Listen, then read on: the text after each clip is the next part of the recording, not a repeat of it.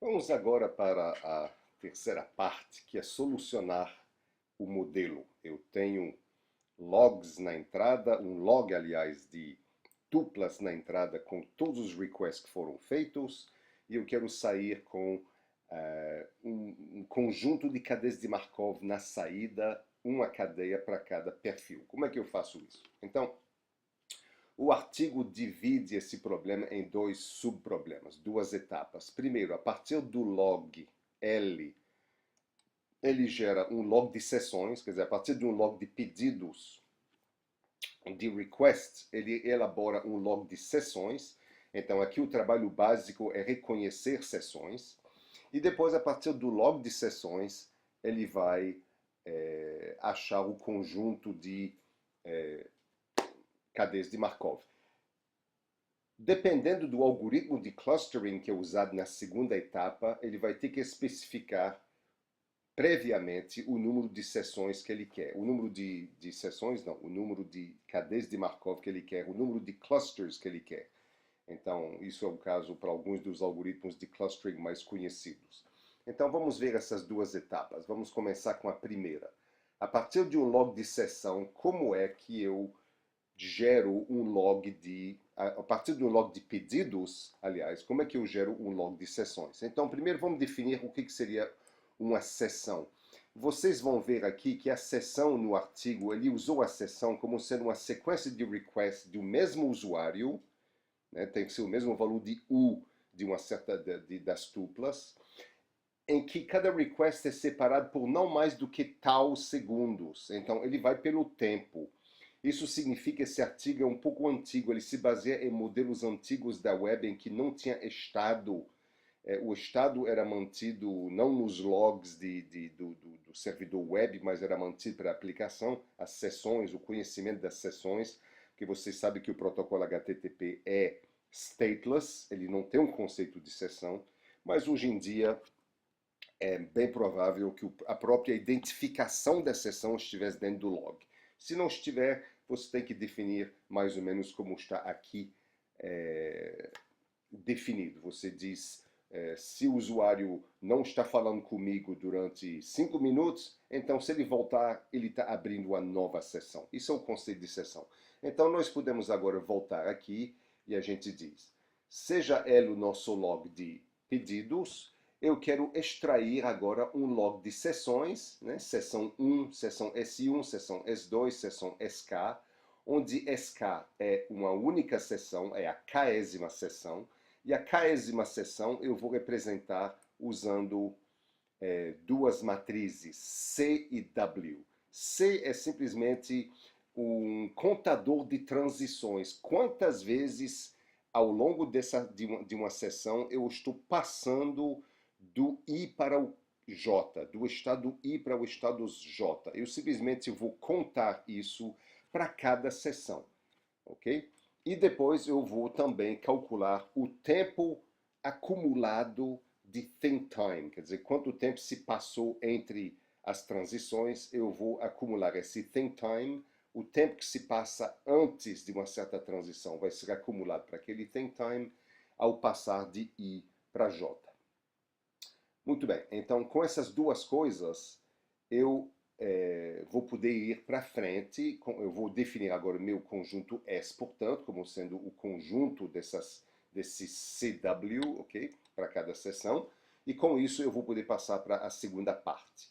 Agora, como é que eu acho essas duas coisas? Tem um algoritmo que é descrito nas figuras 5 e 6 do artigo, eu não vou falar desse algoritmo aqui, ele é mais ou menos simples, você mexe, você identifica quando tem uma transição de sessão e você atualiza os contadores C e W adequadamente. É bastante simples, vocês podem ver os detalhes no artigo. Agora, a segunda parte é, dado esse conjunto S, eu agora quero achar os meus CBMGs, as minhas cadeias de Markov. Eu estou supondo aqui também que o número de perfis que eu quero identificar é dado como entrada. Isso é usado em alguns algoritmos de clustering, embora haja outros algoritmos de clustering também que podem achar o número de clusters automaticamente. Mas aqui eu estou supondo que eu diga quantos clusters eu quero e eu vou querer, portanto, achar o meu conjunto de clusters e para cada cluster eu vou depois querer gerar o meu CBMG. Então, os algoritmos de clustering, todos eles dependem basicamente de uma definição de distância. Se eu der duas seções para você, duas seções, a que distância elas estão uma da outra? E dependendo dessa distância, eu vou agrupar, portanto, as seções em grupos, em clusters, dizendo vocês são tão próximos, vocês duas seções são tão próximas uma da outra que eu vou deixar vocês no mesmo cluster. Vocês estão longe uma da outra, eu vou deixar vocês em clusters diferentes. Então, eu tenho que ter sempre uma noção de distância entre duas seções. Então, dadas duas seções A e B, qual seria a distância entre essas duas seções? O artigo usa essa distância euclidiana. Ele simplesmente diz que ele vai comparar para cada transição IJ, eu vou ver qual é a diferença entre os contadores. Os contadores dizem quão frequentemente eu estou num certo estado, né? Então, o quão frequentemente eu passo por uma certa transição.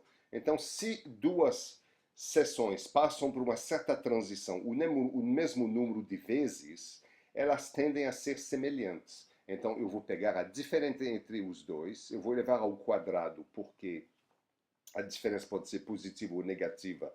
Colocando ao quadrado sempre será positivo. Vou somar sobre todas as transições do meu CBMG e eu vou tirar a raiz quadrada para me dar o que a gente chamaria a distância euclidiana entre as seções. Com essa definição de distância, você pode usar algoritmos de clustering conhecidos, porque a gente não tem que bolar um novo algoritmo de clustering, a gente pode usar algoritmos conhecidos de clustering que vão depender de uma noção de distância que eu já estou dando aqui, e com isso ele vai fazer o clustering automaticamente, ok? Então eu vou achar os meus clusters usando o algoritmo de clustering, e depois disso eu tenho que agora achar os parâmetros da minha cadeia de Markov. Lembra que a cadeia de Markov GK, ela tem dois...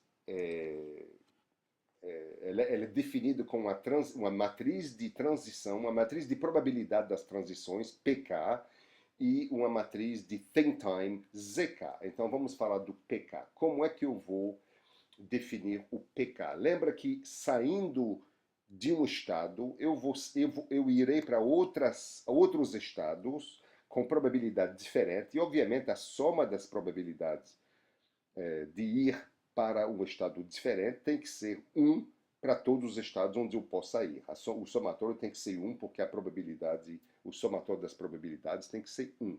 Então, como é que eu vou definir o PIJK? Qual é a probabilidade de, para o késimo perfil, o késimo CBMG, qual é a probabilidade de partir do estado I e ir para o estado J? Eu simplesmente olho para todos os estados onde eu estou indo, eu acumulo todos os contadores desses estados, que é o meu denominador aqui, é isso aqui, e eu vou fazer, eu vou pegar o contador do J, né, da transição de I para J, dividido pelo contador de todos os estados onde eu possa ir. Então, isso, por exemplo, se eu estivesse no estado X, eu posso ir para o estado Y e para o estado Z apenas. Mas o estado Y tem um contador duas vezes maior do que o estado Z, então eu teria uma probabilidade 2/3 de ir para o Y e 2/3 de ir para o K. Então, isso é a representação matemática disso, está aqui, onde HK simplesmente são todas as seções. O conjunto de seções que eu já examinei é um subconjunto de S que estão no cluster GK, quer dizer, foram identificados como pertencendo ao mesmo cluster na etapa imediatamente anterior, ok? Então, com isso, eu tenho o meu PIJ e eu deixo como exercício você definir ZIJK usando a notação que eu estou usando aqui. A notação aqui é diferente do artigo um pouco, porque o artigo muda de notação no meio, está meio mal feito em termos notacionais, eu tentei melhorar as coisas aqui.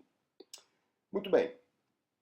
Para a validação do modelo agora, temos alguns problemas. Eu quero mostrar como que eles tentaram validar, o que que eles fizeram, o que que eles não fizeram. Então vamos fazer algumas observações aqui. Primeiro, eles usaram dados sintéticos. Dados sintéticos significa que não vieram do mundo real. Portanto, sempre é menos crível, é uma validação. Eu já fiz isso também, eu não quero criticar que às vezes obter dados reais é muito difícil, mas não deixa de ser menos crível do que se você usasse dados reais. Muitos parâmetros são chutados, né? Por exemplo, timestamp de pedidos, de onde vêm essas coisas. Tem vários parâmetros que são chutados, não vieram do mundo real, isso enfraquece a validação. Tem uma coisa que eu achei estranhíssima aqui, não sei se vocês notaram isso no artigo, mas na geração sintética, ele fez uma geração sintética usando dois CBMGs, né? Ele pegou dois CBMGs que ele inventou, fez uma geração sintética de um log, depois, a partir desse log, ele tentou gerar os CBMGs e ele saiu com 6 CBMGs, ele achou que 6 CBMGs era o melhor. Para mim, se você começa com 2 CBMGs gerando os logs e depois você analisa os logs para tentar extrair CBMGs, você deveria ter os mesmos dois clusters. Quer dizer, os dois clusters não, você deveria achar dois clusters, você deveria achar dois CBMGs, porque a entrada, o log foi gerado justamente com dois CBMGs. Então, essa parte da validação eu achei muito estranha. Para mim, acaba invalidando parcialmente o que está sendo feito. Ele diz que ele tem alguns preliminary results com dados reais. Esse negócio de preliminary results dá para ver que tem uma conferência e eu tenho que submeter. O orientador pressiona o aluno para escrever um paper e já submeter, e às vezes os dados não estão completamente prontos. Isso é bastante comum, eu diria. Não é legal, mas é comum que a gente publique em conferência resultados, ou em workshops, às vezes, resultados que não estão muito completos. Agora, um paper submetido para journal tem que ter uma qualidade melhor. Então, você pode se perguntar, existe realmente validação do que eles fizeram, de toda a ideia? Eu diria que não. Por quê? Eles não fizeram nenhuma predição, né? Quer dizer, eles não fizeram com o modelo deles nenhuma predição do que aconteceria num site de e-commerce real com um workload gerado com essa técnica deles. Será que eles realmente batem com o que acontece no mundo real? Eles não fizeram nenhum tipo de predição para ver se bate com outro tipo de modelo que seja ou o mundo real ou outro tipo de modelo. Depois, você lembra, no início dessa apresentação, eu falei que esse trabalho era, na realidade, a parte à esquerda aqui dessa figura, mas que isso é para gerar um workload, um modelo de workload, que depois será incluído dentro de um modelo de planejamento de capacidade. E é aqui que eu devo, no final, usar meu modelo de workload. E eles não fizeram absolutamente nada em termos de uso do modelo dentro de um outro modelo maior de planejamento de capacidade. Então, isso também enfraquece a parte de validação. A parte de validação aqui, claramente, é do nível de um paper de workshop ou de journal, embora eu goste muito desse paper, eu não estaria falando desse paper para vocês se eu não tivesse admiração pelo trabalho desse pessoal. Eles fizeram um excelente trabalho. CBMG é uma coisa muito bacana. Agora, esse paper particular ainda está com problema aqui de validar e mostrar que o modelar workloads desse jeito é melhor do que modelar de uma forma mais simples. Não tem seção de ameaças para validade e eu diria, finalmente, que as concluding remarks não são bem conclusões. São um sumário do que eles fizeram e uma sessão de conclusão deveria realmente concluir algo. E aqui não aconteceu.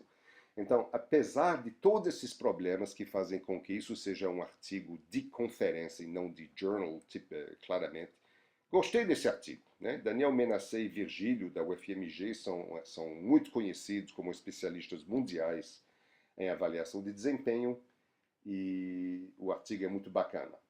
Mas eu termino dizendo que só porque Daniel Menasset e Virgílio são papas da área não significa que a gente seja obrigado a gostar do que eles fizeram, porque a ciência não aceita validade pela autoridade. O cara é um papa, temos que aceitar o trabalho dele. Isso não existe, mas de qualquer forma esse paper eu achei interessante e importante. Com relação ao empacotamento do modelo, não há informação, não houve empacotamento, infelizmente, e manutenção do modelo também não temos nenhum tipo de informação. Muito obrigado.